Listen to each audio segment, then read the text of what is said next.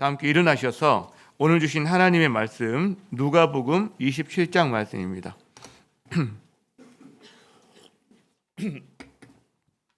누가복음 23장 50절에서 56절까지 말씀 저와 여러분 한 절씩 교독하겠습니다. 저부터 읽겠습니다. 공의 의원으로 선하고 의로운 요셉이라 하는 사람이 있으니 그들의 결의와 행사에 찬성하지 아니한 자라. 그는 유대인의 동네 아리마대 사람이요 하나님의 나라를 기다리는 자라. 그가 빌라도에게 가서 예수의 시체를 달라 하여 이를 내려 세마포로 싸고 아직 사람을 장사한 일이 없는 바위에 판 무덤에 넣어두니 이날은 준비일이요 안식일이 거의 되었더라. 갈릴리에서 예수와 함께 온 여자들이 뒤를 따라 그 무덤과 그의 시체를 어떻게 두었는지를 보고 함께 돌아가 향품과 향유를 준비하더라. 아멘. 자리에 앉으시겠습니다. 저희 집에 화분이 이렇게 좀 몇 개가 있습니다. 이제 봄이 되고 그래서 또 화분도 이렇게 살리고 어디도 추우니까 혹시 얼까봐 이렇게 좀 거실로 들여놓고 하는 그런 일을 했는데 그 중에 시들시들한 한 화분이 있습니다. 시들시들한 화분.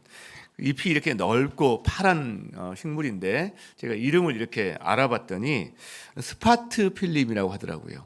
혹시 들어보셨어요? 스파트 필름? 예, 이 화분이요. 근데 화분이 작아요. 늘 그래서 물이 부족합니다. 이렇게 물을 많이 먹는 그런 그 화초 같은데 그러다 보니까 시들시들해지는 거죠. 아내가 그래서 이 화분을 부엌 창에 두고 물을 자주 주는 모습을 제가 이렇게 보게 됩니다. 제가 이제 그걸 보면서 이런 생각을 했어요. 저거 얼마 못 갈 것 같다. 곧 죽을 것 같다. 그럼 죽으면 버려야 되나? 아니면 그냥 아예 갖다 버릴까? 뭐 이런 생각을 제가 몇 번 했습니다. 근데 며칠 전에 제가 저희 화분 정리를 하면서 큰 마음을 먹었어요. 분갈이를 한번 해줘봐야 되겠다. 이런 생각을 제가 했습니다. 그래서 적당한 비어있는 화분이 있길래 흙을 가지고 이렇게 해서 분갈이를 했어요. 그랬더니 참 근사합니다. 한번 보실까요? 어떻게 했는지. 네, 저겁니다. 저게 그 스파트 필름이라는 그 식물이 이렇게 분갈이를 한 모습인데 오른쪽에 있는 그 화분이 올레 화분입니다. 올레 화분. 제가 올레 화분을 찍은 게 없다 보니까 그냥 이렇게 어쩔 수 없이 저 화분을 옆에 이렇게 놓고 찍어봤는데 원래는 또 여러분에게 보이려고 찍은 게 아니라 우리 가족들한테 자랑하려고 이렇게 찍었던 아빠가 이렇게 분갈이 했어. 이제 이런 사진이었는데 제가 내려주세요. 이제 저 분갈이 하면서 느낀 것들이 참 이렇게 많아요. 생각하는 것들이 A4 용지 한 장 정도 이렇게 메모를 막 하고 막 그랬던 기억이 나는데 그 중에 한 두 개만 나눠보면 하나는 상한 갈대를 꺾지 않으시는 하나님 아버지의 마음 그걸 조금 느끼게 된 것 같아요. 제가 저 화분이 참 볼품이 없었어요. 화분에다가 잎이 늘 이렇게 쳐져 있고 막 이런 볼품 없는 화분이었거든요. 그래서 제가 분갈이라든가 뭐 이런 수고도 하기 싫어서 그냥 어떻게 그냥 내다 버릴 생각을 했었죠. 근데 이 화초를 보면서 야, 하나님은 하나님의 피조물인데 이것도 하나님의 창조물인데 얘를 내가 살아있는데 버리면 되겠나 이런 생각이 들어서 이제 분갈이를 하게 된 거죠. 근데 해놓고 보니까요 너무 기쁜 거예요.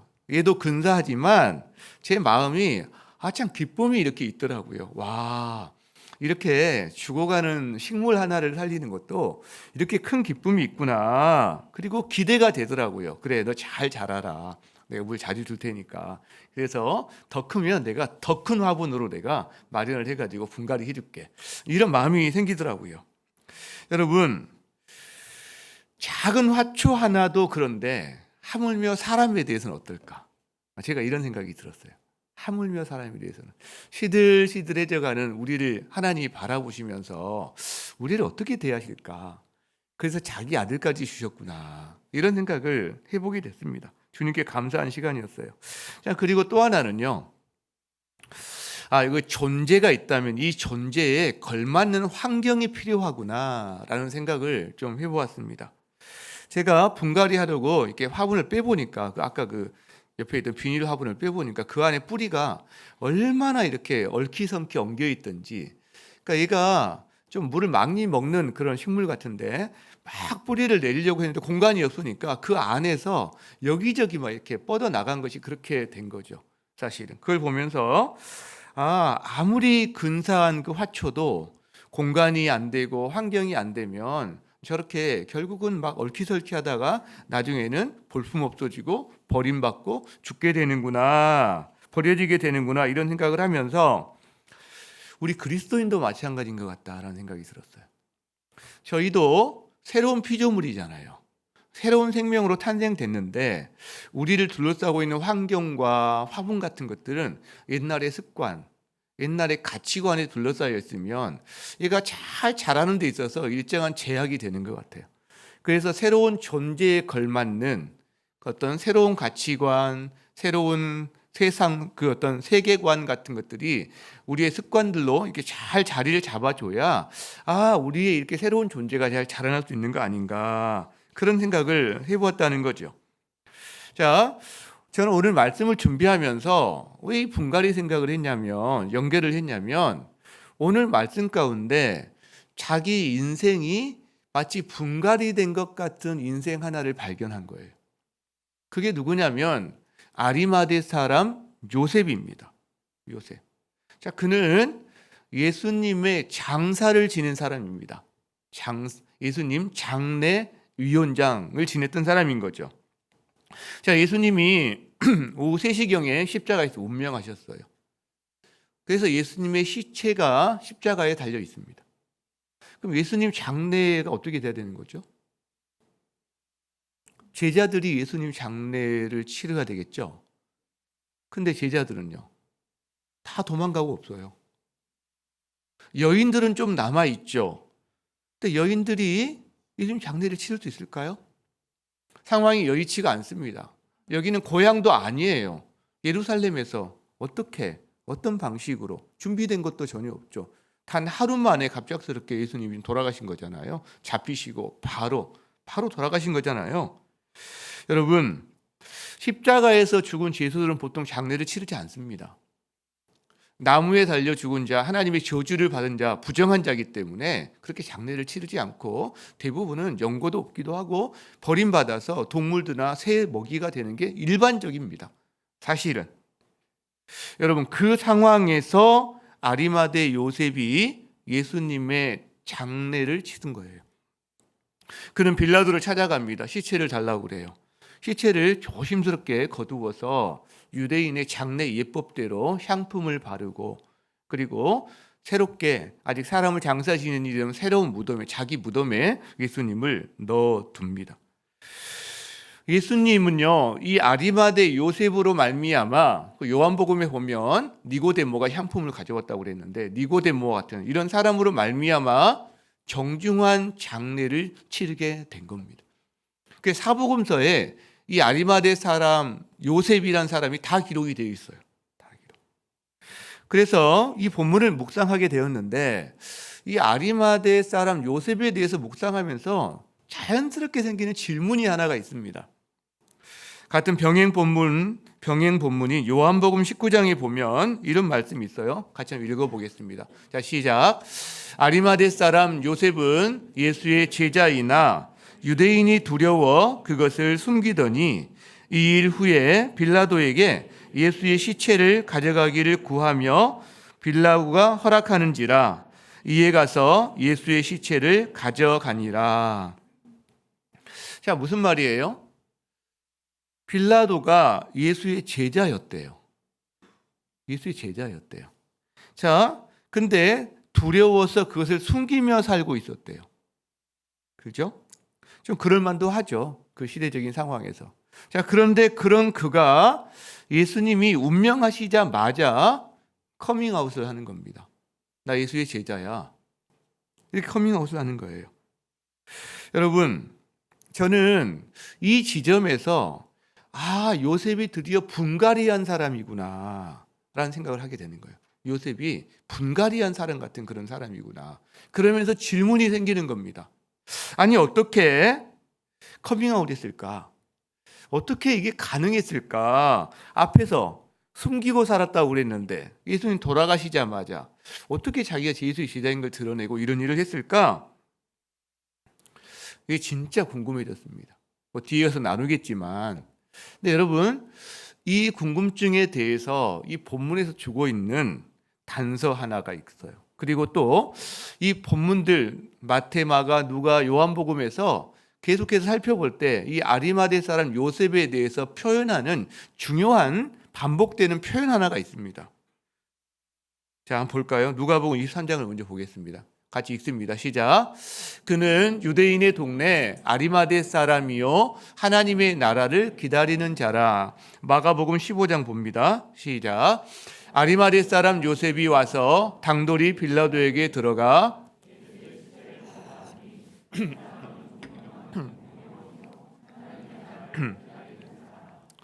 자, 저기 보면 공통적으로 표현하고 있는 어떤 단어가 나타나지 않습니까? 뭐죠, 그게? 그렇죠. 그렇죠. 요셉은 하나님의 나라를 기다리는 사람이었다라는 표현이 두 번에 걸쳐 나오고 있다는 거예요. 여러분, 이것이 지금 우리가 이제 다루겠지만 그의 인생을 바꿔갔던 중요한 키포인트다라는 거죠. 그리고 동일하게 우리들도 하나님의 나라를 기다리는 사람이 바로 분갈이도 하게 되고, 그리고 요셉처럼 뭔가 그 인생이 바뀌는 걸 경험하게 될 거다라는 것을 우리에게 알려준다는 겁니다. 그러면 한번 우리가 요셉을 살펴보면서 우리 자신도 좀 돌아봤으면 좋겠다 이런 생각을 하게 되는데, 세 가지를 한번 살펴보려고 해요. 자, 따라서 합니다. 첫 번째, 하나님의 나라를 기다리는 사람은 하나님 나라를 찾는다. 자, 아리마대 요셉에 대한 표현들이 나오는데 마태복음에는 부자라는 표현이 나옵니다. 그리고 마가복음에는 존경받는 공회원이라는 표현이 나옵니다. 누가복음에는 공회의원인데 선하고 의로운 사람이라는 표현이 나옵니다. 여러분, 이걸 이렇게 합쳐보면 그는 행정, 입법, 사법을 다 총괄하고 있는 유대인의 사내들인 72인의 공회원 중에 한 명이에요. 그 당시를 보면 권력가입니다. 그리고 그는 부자예요. 공회원이면서, 즉 권력과 재산을 한 몸에 가지고 있었던 사람이다. 게다가요, 명예까지 가지고 있어요. 존경받는 공회원, 의롭고 선한 사람. 그러니까 보세요. 재산이 있죠. 아니, 권력 있죠. 재산이 있죠. 명예 있죠. 여러분, 이런 사람이 지금도 사실 많지 않잖아요. 드물죠? 그런 사람입니다. 누구나 아마 부러워할 사람이었을 거예요. 모든 사람이 부러워하는, 게다가 유대인들은 현세에서 받는 축복을 하나님의 어떤 축복의 표시로 여겼기 때문에 저 사람은 하나님의 축복받은 사람이야. 정말 하나님 사랑하는 사람이야. 아마 이런 인정을 받았을 겁니다. 그리고 자신도 성공한 인생이라고 생각했을 겁니다. 실제로. 그렇지 않을까? 이 정도면? 여러분이야 그렇다면 아마 그렇게 생각할 거예요. 자, 그런데 그런 그가 예수의 제자가 돼요. 여러분, 뭔가 이상하지 않으세요? 공회원이고 부와 명예를 다 가진 사람이 예수의 제자가 됩니다. 이게 어떻게 가능할까? 게다가 부자인이라는 그 표현을 보면 아마 그는 바리새인이었을 가능성이 높습니다. 기본적으로. 이 바리새인들 가운데 부자가 많거든요. 상업을 주로 하는 사람들이기 때문에. 여러분, 그런데 바리새인이 누굽니까? 예수님을 배척하고 예수님을 잡아 죽이는데 앞장섰던 사람이에요. 또 예수님은 바리새인들에서 이 독사의 자식들아 그러면서 오히려 각을 세웠던 그 무리가 바리새인입니다. 이 아리마대 사람 요셉이 바리새인이었을 이 사람이 예수의 제자가 되어 있는 거예요. 아니, 어떻게? 그 중요한 단서가 바로 이 하나님의 나라를 기다리는 사람이라는 거예요. 그는 돈도 있고 권력도 있고 명예도 있는 사람 맞아요. 성공한 사람 맞아요. 그러나 하나님 나라를 기다리는 사람이에요. 그 말은 그가 자기의 율법에 대한 열심이나 종교적인 활동 가운데서 갈급함을 느꼈을 거라는 거예요. 왜 이 땅에 하나님 나라가 아직도 오고 있지 않지? 이것은 그가 자기 조국의 현실을 보면서 로마의 식민지 아래서 신음하는 다른 사람들의 삶의 모습을 보면서 갈급함과 고통을 느끼고 공감했을 거라는 거예요. 그 말은. 왜 이 땅에 아직도 하나님의 통치가 임하지 않아서 우리 민족이, 이 나라가 이렇게 고통과 아픔 가운데 있어야 할까? 그 땅의 현실을 직시하면서 자기의 영적인 상태를 직시하면서 절망하기도 하고 자기 인생에 대해서 때로는 허무감을 느끼기도 했을 사람이라는 거죠. 왜?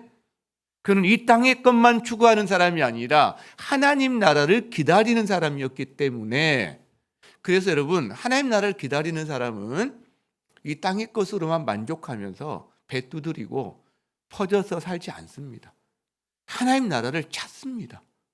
자기 안에 하나님 나라가 세워지기를, 그리고 이 땅에 내 이웃들에게 하나님 나라가 임하기를 찾게 돼요.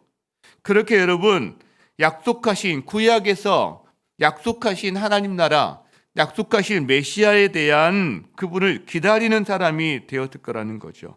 그렇게 하다가 예수님을 만나게 되었을 거예요. 그리고 예수님의 제자가 되었을 거라는 겁니다. 여러분, 마찬가지예요. 지금도 마찬가지예요. 누가 하나님 나라를 찾게 됩니까?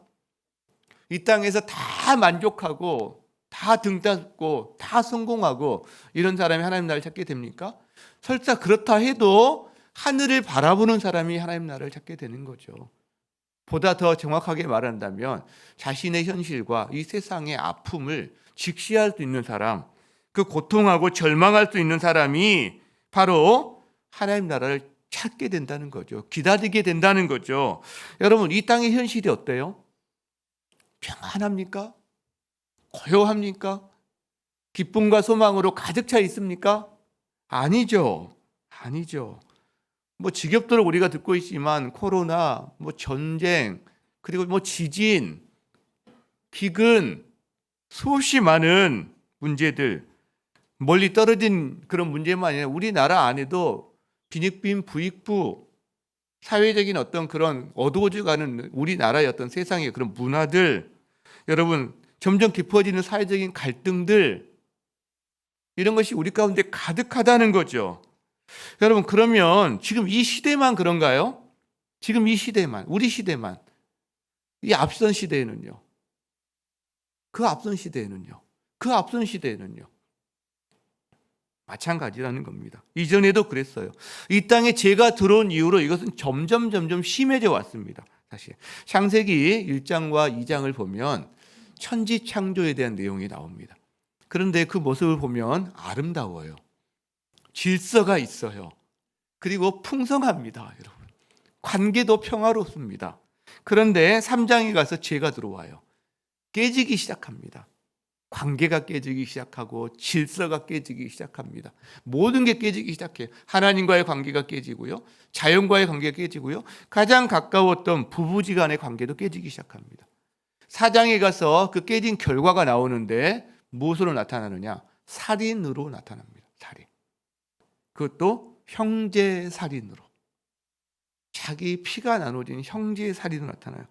점점 가면서 뒤로 가면 5장 또 6장에 가면 성적인 타락으로 나타납니다. 그리고 이제 폭력으로 나타나고요. 구조적인 악, 폭력적인 어떤 사회로 계속해서 마치 유리에 금이 가서 나중에 쩍쩍쩍쩍 벌어지듯이 그렇게 나타나는 모습을 보게 된다는 거죠.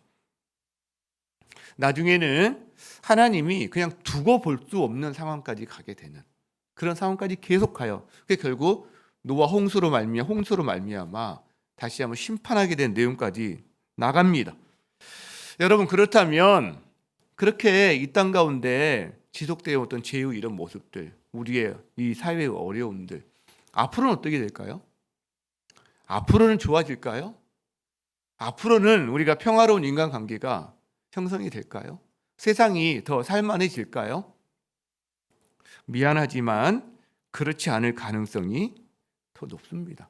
미안하지만 문제가 끊이지 않을 겁니다. 문제가 아니 오히려 더 커질 겁니다. 지역적인 문제가 이제는 한 나라의 문제가 되더니 이제는 한 대륙의 문제가 돼 지금 전 지구적인 문제가 되고 있는 이런 상황으로 기후변화, 환경의 문제, 여러분, 인류도 점점 평화롭게 잘 살아가는 게 아니라 더 적대적이고 더 갈등의 골은 깊어지고 점점 세상은 어두워져 갈 것입니다. 어두워져 갈 것입니다. 참 불편하죠. 여러분, 그럼 우리는 어떻게 할까요? 어두워져가는 세상인데 그냥 뭐 어쩔 수 없지. 내 한 몸이나 잘 챙겨야지. 뭐 이럴 수 있겠죠. 그게 좀 이기적인가 싶으면 우리 가족까지는 좀 챙겨야지. 그게 좀 그러면 그래. 내가 우리 목장 식구들까지 챙겨본다 내가. 뭐 이럴 수 있겠죠? 여러분, 그러나 그게 아닙니다. 우리가 할 수 있는 일이 있다는 거예요. 우리가 해야 될 일이 있다는 겁니다. 많겠지만 오늘 본문과 연결해 생각을 해본다면 우리가 할 수 있고 우리가 해야 되는 일 중에 하나는 바로 하나님의 나라를 기다리는 겁니다.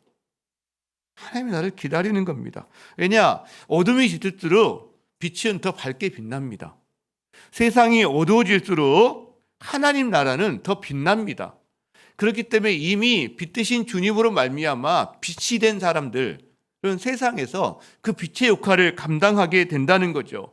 그렇기 때문에 어둠 가운데 잠겨서 슬퍼만 하고 있는 것도 아니고 어둠의 일을 쫓아서 나도 어떻게 이익을 얻지 못할까 안달부달하는 것도 아니고 어둠의 일을 벗어버리고 빛의 자녀답게 생활하는 것, 살아가는 것, 그것이 바로 우리가 할 수 있고 우리가 해야 되는 일이다라는 거죠. 왜? 이 어두운 세상에 이미 빛이 임했거든요.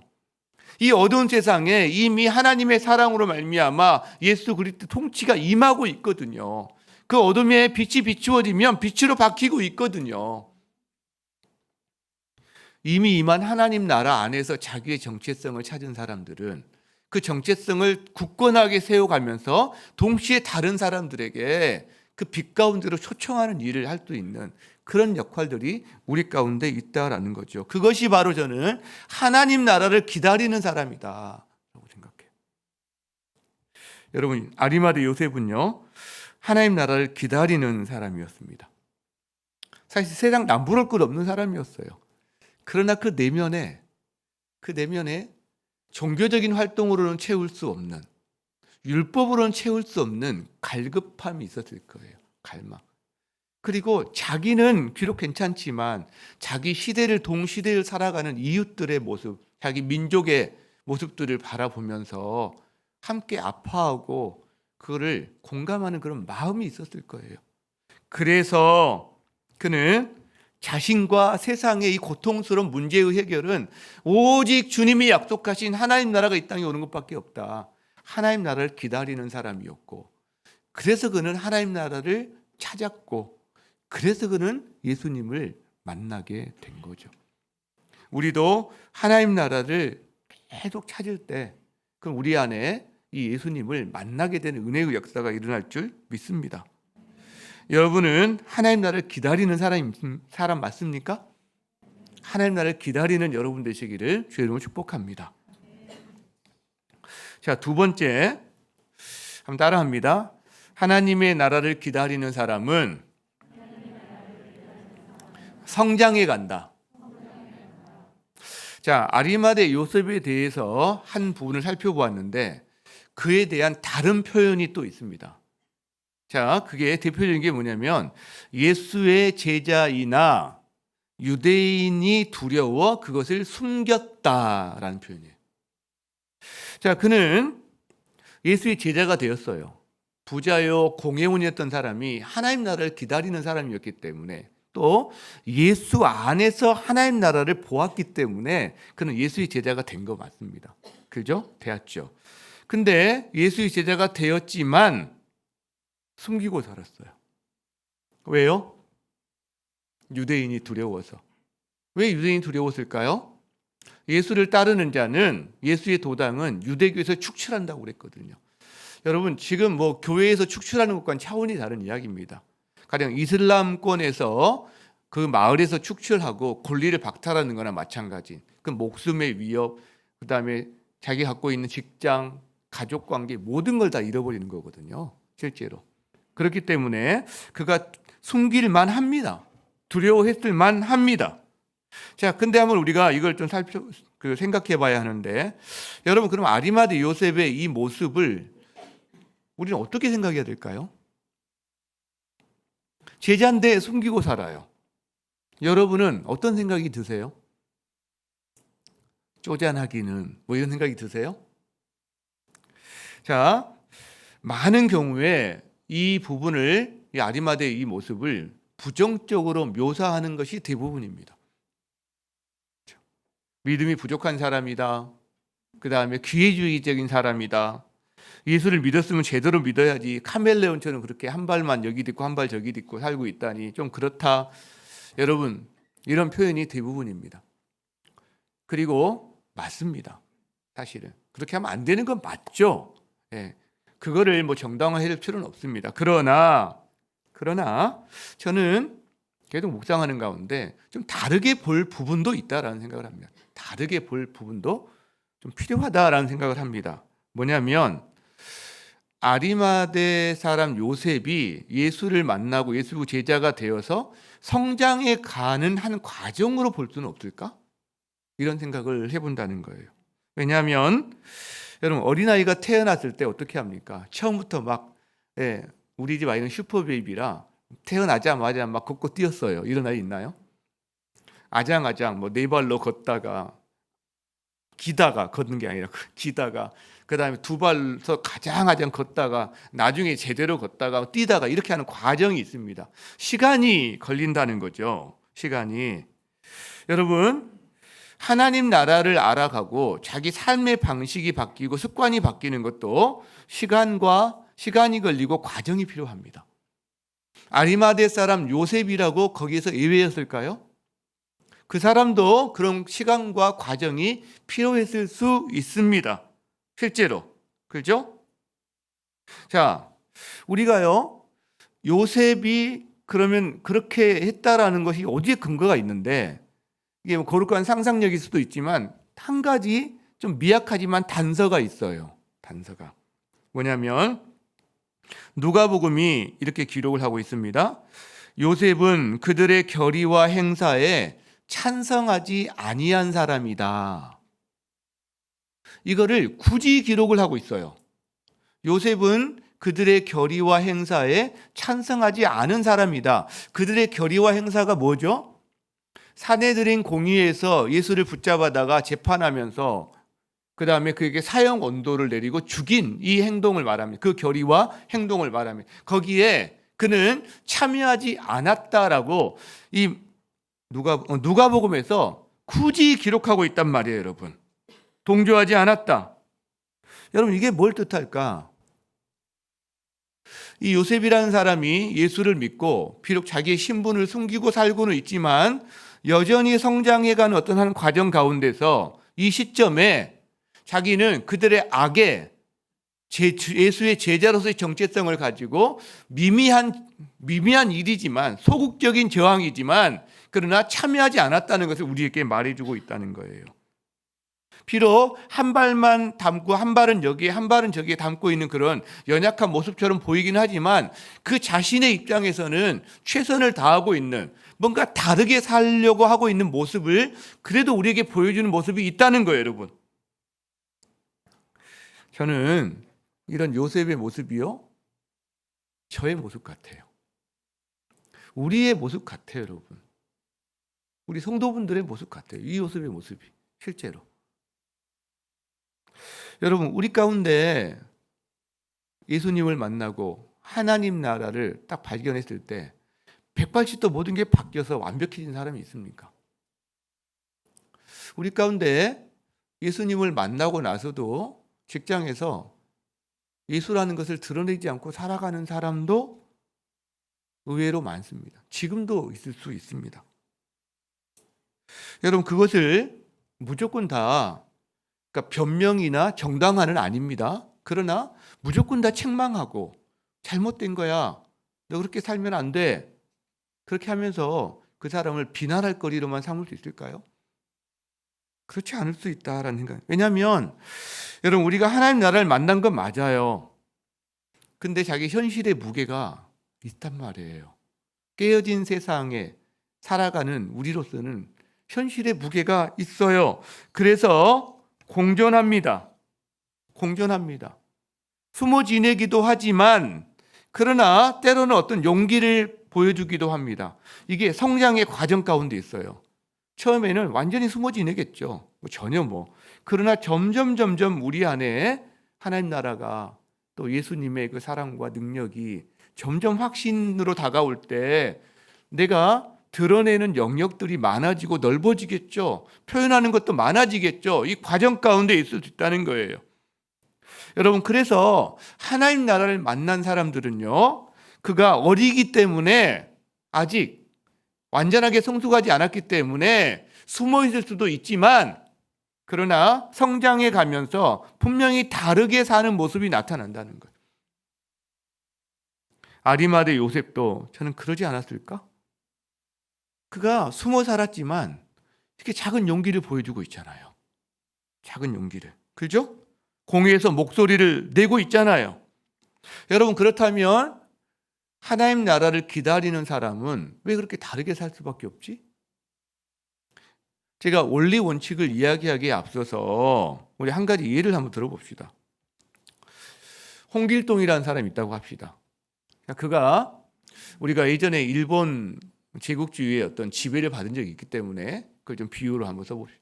자, 일제시대를 살고 있는 홍길동이라는 사람이 있어요. 자, 그는 일본의 지배 아래서 살고 있습니다.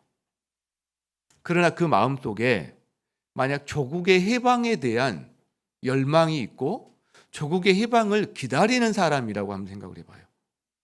그러면 어떻게 살까요? 조국의 해방을 기다리는 사람으로서의 자기 마음을 완전히 다 드러내지 않고 살 수도 있죠.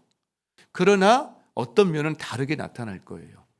완전히 드러내는 경우도 있습니다. 그가 만주벌판에 가서 독립운동을 하는 사람이라면 완전히 드러내고 살 거예요. 그러나 지금 일본 경찰들이 득실을 거리는 세상에서 살고 자기 마을에서 농사 짓고 살고 있는 사람이라면, 구멍가게 하면서 살고 있는 사람이라면 그가 그 마음을 가슴에 품어둔 채 자기가 할 수 있는 것을 찾아서 뭔가를 하고 있을 거예요. 겉으로 드러난 행동은 일본에 빌붙어서 뭐든지 잘 살아보겠다고 생각하는 사람이나 조국의 해방을 기다리고 있는 사람이 홍길동이나 겉으로 드러난 행동은 크게 차이가 없을 수도 있습니다. 그죠? 둘 다 똑같이 돈을 모으고요, 전략하면서 뭔가 재산을 축적하고 뭔가 해보려고, 그러나 의도와 목적은 전혀 다를 수가 있습니다. 둘 다 똑같이 자식을 공부를 시키고 또 때로는 일본에 유학을 보낼 수도 있습니다. 근데 다를 수 있다는 거죠. 한쪽은요, 어떻게든 일본을 잘 배우고 일본에 빌붙어서 내 성공의 앞길을 만들어라, 이런 목적이라면, 한쪽은요, 그 길을 하려면 일본을 알아야지, 정말 열심히 공부해서 그 길을 배워와라. 여러분, 그 목적으로 유학을 보낼 수도 있다는 거죠. 무슨 말이에요? 여러분, 우리도 마찬가지라는 거예요. 우리가 하나님 나라를 기다리는 사람으로 이 땅에 살면서 드러내는 경우도 있지만, 어떤 경우에는 잘 드러내고 있지는 않지만, 그러나 우리 삶의 어떤 부분에서 분명히 하나님 나라를 기다리지 않는 사람들과는 다르게 살아가는 면이 있을 거다라는 거예요. 그리고 다르게 사는 사람이 기다리는 사람 맞는 거죠. 기다리지 않으면 다르게 살 필요가 없죠. 밀정이란 영화에서 유명한 대사 있잖아요. 해방이 이렇게 빨리 올 줄 몰랐거든. 왜 네가 일본에 붙어 살았는지 이야기하면서, 해방이 이렇게 빨리 올 줄 몰랐거든. 해방을 기다리지 않은 사람은 다르게 삽니다. 또 기다리는 사람은 다르게 삽니다. 여러분, 요셉은 성장의 과정에서 숨어 살기도 했지만, 그러나 자기를 이렇게 드러내는 경우도 지금 생기기 시작하는 것을 보게 됩니다. 그 마음속에 여전히 하나님 나라를 기다리는 사람이었기 때문이다라는 거예요. 하나님을 기다리는 사람. 여러분, 우리도 마찬가지입니다. 여러분, 하나님 나라를 기다리시는 분 맞습니까? 네, 그러면 여러분의 삶의 모습에서 다르게 살기 시작하는 모습들이, 최소한 의도와 목적부터 달라지는 부분들이 분명히 있을 거라고 믿습니다. 그 은혜가 있기를 바랍니다. 자, 그렇다면 세 번째예요. 마지막입니다. 따라합니다. 하나님의 나라를 기다리는 사람은 자신을 온전히 드린다. 자, 아리마대 사람 요셉이 빌라도에게 가서 예수의 시체를 달라고 합니다. 그리고 깨끗한 세마포에 싸서 자기의 새 무덤에 예수 시체를 넣습니다. 여러분, 이런 이 요셉의 행동에 대해서 마가복음에서는 수식어 하나를 붙여요. 수식어. 당돌이 빌라도에게 가서, 그러니까 빌라도에게 가서 당돌이 예수의 시체를 달라고 했다. 이 당돌이라는 수식어를 하나 붙여요. 당돌이. 이걸 영어로 보면 boldly 이렇게 이렇게 썼는데 뭐냐면 용감하게, 대담하게 이런 뜻이겠죠. 그러니까 그 전에는 여러분 이 아리마대 사람 요셉의 그 수식어가 두려워하여였어요. 두려워하여. 유대인을 두려워하여 숨기더니. 근데 지금은요. 담대히 용감하게 빌라도에 갑니다. 대조가 되고 있는 거죠. 여러분 왜 그러죠? 빌라도를 찾아가는 것은 용기가 필요한 일입니다. 자신이 예수의 제자임을 커밍 아웃 하는 것은 사실 굉장히 위험한 일입니다. 예수를 죽인 서슬퍼런 칼날이 여전히 살아있는 때예요. 그래서 예수의 제자들도 3년이나 함께 동행했던 제자들 다 도망가 버린 그런 시대적인 상황입니다. 그렇죠? 이 요셉은요, 자기의 사회적인 지위를 이룰 수도 있습니다. 자기의 신변, 목숨의 위협을 직접적으로 받을 수도 있습니다. 그럼에도 불구하고 그는 이제 자기가 예수의 제자인 걸 숨겨왔던 것에서 벗어납니다. 더 이상 숨지 않기로 결정합니다. 더 이상. 그리고 빌라도를 찾아가는 거예요. 그 자기의 모든 걸 내어놓는 겁니다. 자기 무덤을. 여러분, 당연히 궁금증이 생기는 거죠. 아니 왜? 어떻게? 지금까지 이렇게 숨고 살아왔던 사람이 왜 예수님이 부활하신 시점이었다면 좀 그래도 좀 이해가 더 가요. 아, 예수님이 부활을 받기 때문에. 근데 지금 시점은 예수님의 부활 시점이 아니라 예수님이 십자가에서 죽으신 시점이거든요. 절망밖에 없는 시점이에요. 제자들도 다 슬피 울면서 떠나가 버린 시점이란 말이에요. 근데 어떻게 이 시점에 그는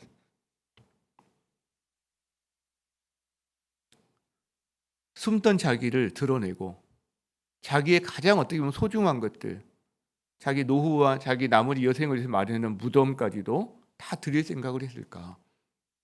궁금해지는 거죠. 정말 그게 무엇일까? 여러분 뭐였을까? 좀 가르쳐 주세요. 이게 이 말씀을 묵상한 날부터 계속해서 며칠 동안 끙끙 앓았던 질문입니다.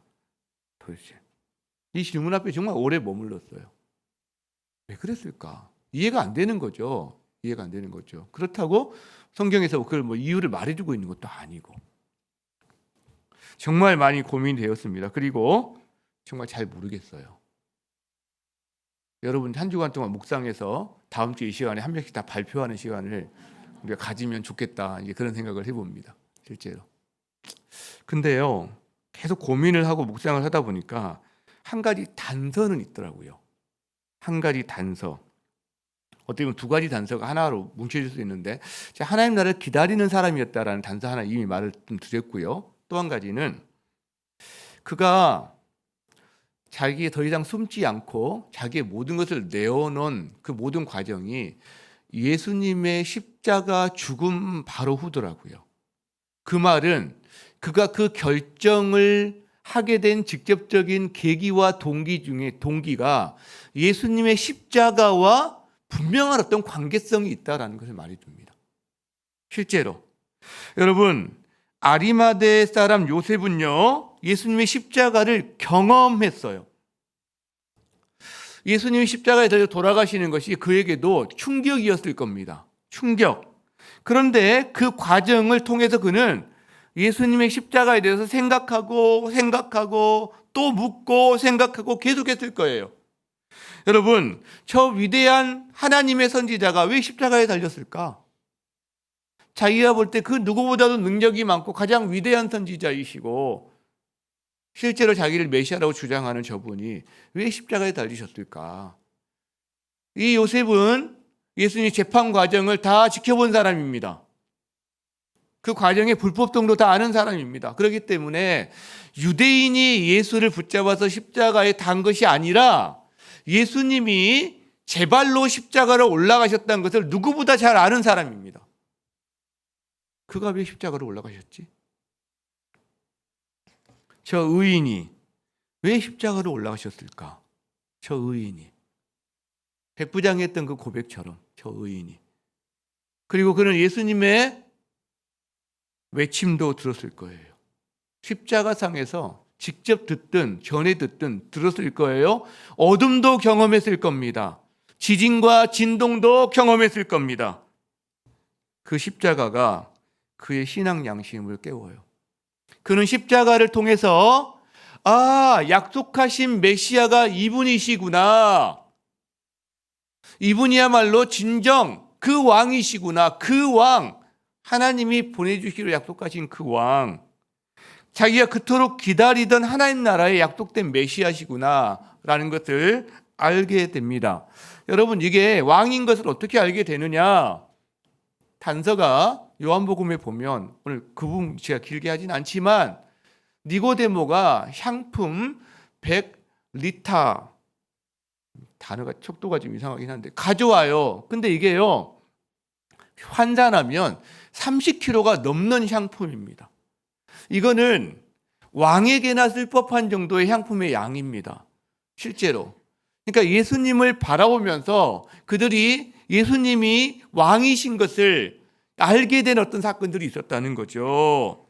여러분, 게다가 아리마대 사람 요셉은요, 유대인이에요. 성경을 알아요. 제사를 압니다. 제사를 수도 없이 지낸 사람이에요. 제사 제도를 압니다. 6월절에 예수님이 십자가에 달리신 것이 자신이 친히 제물이 되어서 6월절에 제물이 되어서 자신을 내어주셨구나 하는 이 사실을 그가 예수님을 생각할 때 알게 되었을 것 같다는 거예요. 그로써 그의 죽음의 의미를 받아들이게 되었을 거예요. 아직 부활하지 않으셨기 때문에 완벽하게 모든 걸 이해한 건 아니었겠지만, 그러나 예수님의 6월절 죽음의 의미, 대속적인 죽음의 의미에 대해서, 의인의 죽음에 대해서 알게 되었을 거라는 거예요.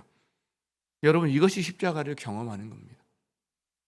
그냥 눈물 짜고 슬퍼요, 이게 아니라 그 십자가가 내가 달렸어야 될 십자가인데 그 의인이 대신 달리셨고, 그분이 하나님이신 분이 그걸 위해서 이 땅에 오셨고 십자가로 친히 올라가셨구나 라는 것을 영의 눈을 열어서 보는 것이 십자가를 경험하는 건데, 여러분, 이 십자가를 경험한 사람은 더 이상 숨지 않습니다.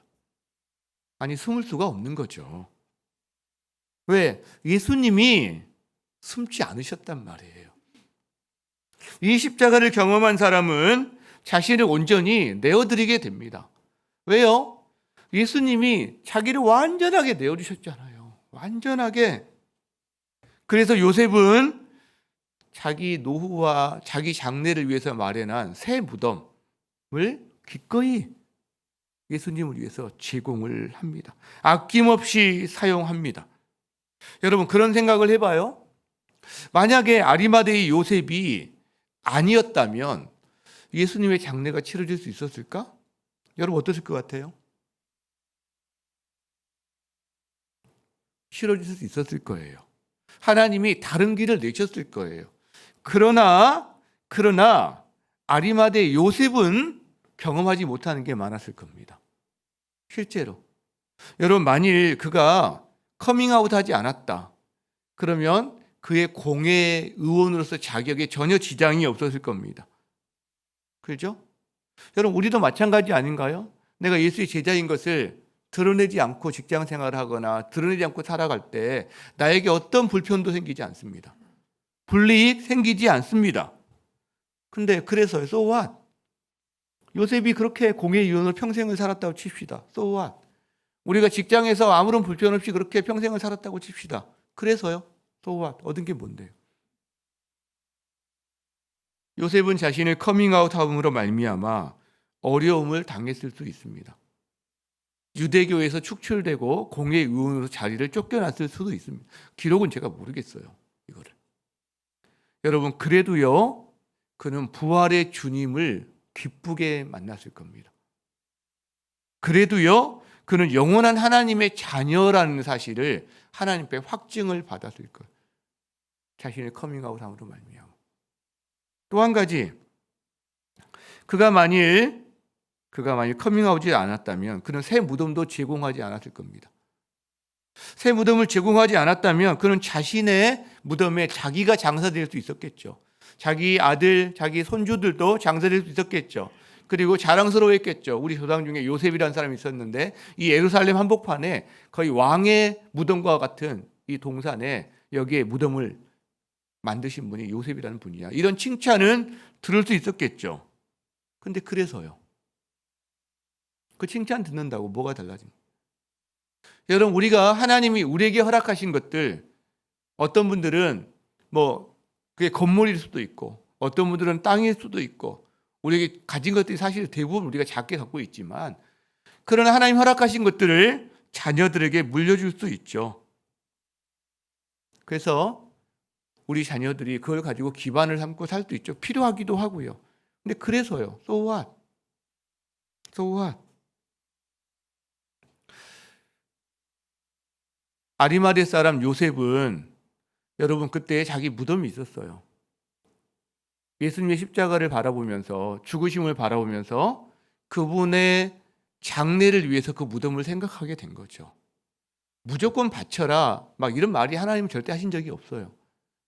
우리 마음에 감동을 주시고, 게다가 우리에게 어떤 걸 주실 때는 그 용도가 있을 수 있습니다. 그 용도에 가장 맞게 사용하는 게 가장 좋을 수 있다는 것을 저는 생각하게 됩니다. 그리고 그것은 요셉이 자기가 다시 그 무덤을 사용했을 가능성도 높습니다. 주님께 잠시 내어드린 것일 수 있다는 거죠.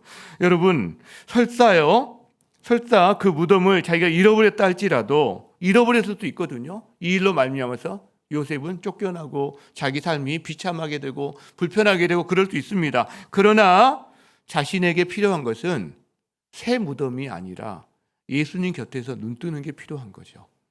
우리는 그게 필요한 사람입니다. 부활하는데 무덤은 불필요합니다. 그리고 요셉은 얻었을 거예요. 하나님 안에서 하나님의 영원한 기업을 얻는 사람이 되었다는 거죠. 하나님의 나라를 기다리는 사람은요, 단순합니다. 이 땅의 것에만 매여 살지는 않습니다. 이 땅이 불필요하다 아닙니다. 필요합니다. 그러나 이 땅의 것에만 매여서 하늘의 것을 놓치는 우를 범하지 아니합니다. 우리 성도님들 가운데 요셉의 모습이 자기인 사람이 있을 수 있어요. 우리가 교회는 다니지만 예수님을 인격적으로 만나지 못해서 여전히 율법적인 신앙생활이라든가 갈급함 가운데 자기가 살아갈 수 있습니다. 하나님 나라를 기다리는 사람은 예수님을 만나게 될 거예요. 그 예수님을 만났지만 여전히 숨기면서 어린 영적 시절을 보내는 분도 있을 수 있습니다.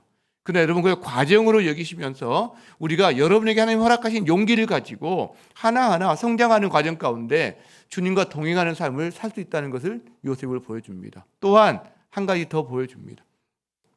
하나님 나라를 기다리고 주님의 십자가를 온전히 경험하며 예수 안에서 하나님 나라가 완성된 것을 기다리는 사람은 자신을 온전히 드릴 수 있다. 그것을 요셉을 통해서 보게 됩니다. 이 은혜가 저와 여러분 삶 가운데 가득하기를 주의 이름으로 축복합니다. 말씀을 마무리하고자 합니다. 제가 화분을 하나 분갈이 하면서 느낀 게 있다고 그랬잖아요. 상한 갈대를 꺾지 않으시는 아버지의 마음. 자, 근데요, 지금 자기 아들이 십자가에서 처절한 고통을 당하다 운명하셨습니다. 그 자기 아들의 시체가 십자가에 달려 있습니다. 그것을 바라보신 아버지의 마음은 여러분 어떨까요? 하나님의 심정은 어떠실까요?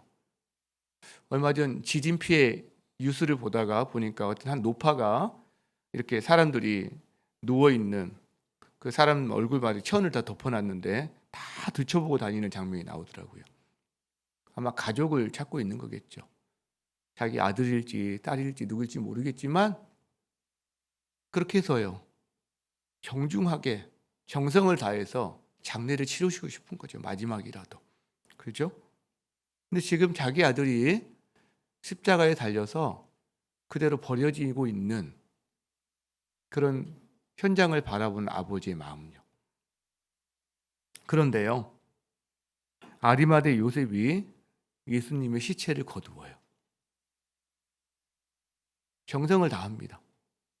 세마포로 싸고 향품으로 바르고, 그리고 새로운 무덤에 예수님 시체를 곱게 넣어드립니다. 여러분, 그런 요셉을 바라보는 하나님의 마음은 어떠실까요? 마지막으로 하나 더요. 여러분, 요셉의 마음은 어떨까요? 요셉의 마음. 아마 예수님이 십자가에 달려있을 때 온갖 마음이 그 마음 속에 있었을 거예요. 자신의 비겁함. 내가 왜 이렇게밖에 못 살지? 후회. 막 별 마음이 많이 있었을지, 자책했을지도 몰라요. 근데 예수님의 십자가를 계속 묵상하고 생각하고 질문하는 과정 가운데 의로우신 분이 불의한 자를 대신해서 십자가에 달리신 것, 유월절 양이 되어서 자신의 몸을 제물로 주신, 다 내어주신 예수님을 그가 발견했을 때, 그는 그분이 우리를 위해, 나를 위해 자신을, 모든 것을, 죽음까지도 감당하셨는데, 그럼 나는 어떻게 해야 되지? 죽으면 죽으리라. 죽으면 죽으리라. 요셉의 마음이 그런 마음이 아니었을까요? 누가 시켜서 한 것도 아니고 의무감도 아니고 그 예수님의 마음이 느껴지니까 그 마음으로 자신의 마음이, 신앙 양심이 깨워지는 거죠. 여러분, 우리가 율법으로, 의무로 뭔가를 하는 게 아닙니다. 하나님 앞에서 아무 의미 없습니다, 여러분. 주님이 부족한 게 없으신 분이세요. 우주를 만드신, 지구, 이 땅, 우주를 만드신 분이세요. 그분이 관계를 원하십니다. 마음을 원하십니다. 그분의 심정을 알아들이고 그 심정에 우리가 정말 느껴질 때, 주님, 저도 그 심정에 맞추어서 이렇게 한번 해보고 싶어요. 한 작은 것들. 저는 그걸 주님께서 기뻐하신다고 믿습니다. 우리가 하나님 나라를 기다리는 사람, 이 주님의 심정과 통하는 사람이다 라고 믿습니다. 그런 은혜가 우리 가운데 가득하기를 주님을 축복합니다. 우리 함께 찬양하겠습니다. 주의 나라가 임할 때, 하나님 임재하실 때, 예배가 회복되고 기적은 일어나네. 이 찬양하며 기도를 나가겠습니다.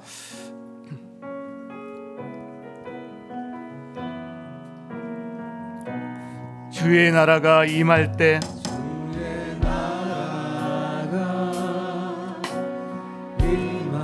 하나님 임재하실 때, 예배가 회복되고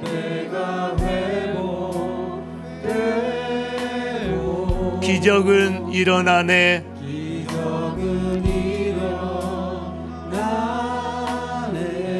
전능하신 주, 영원하신 능력의 통치자,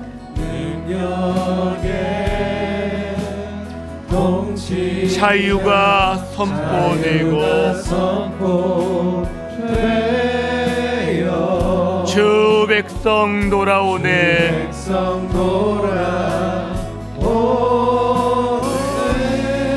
하나님 나라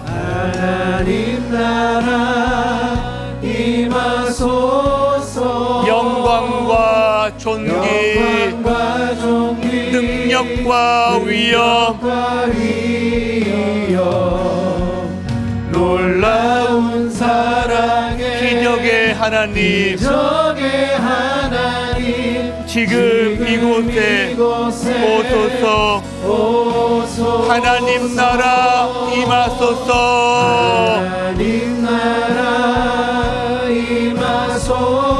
영광과 능력과 위엄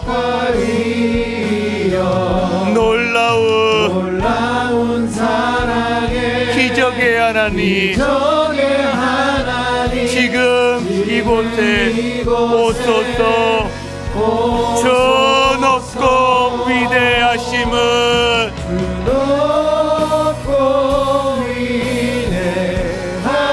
크게 외쳐 선포하네. 만왕의 왕 주 하나님 지금 이곳에 오소서. 저 높고 위대하시고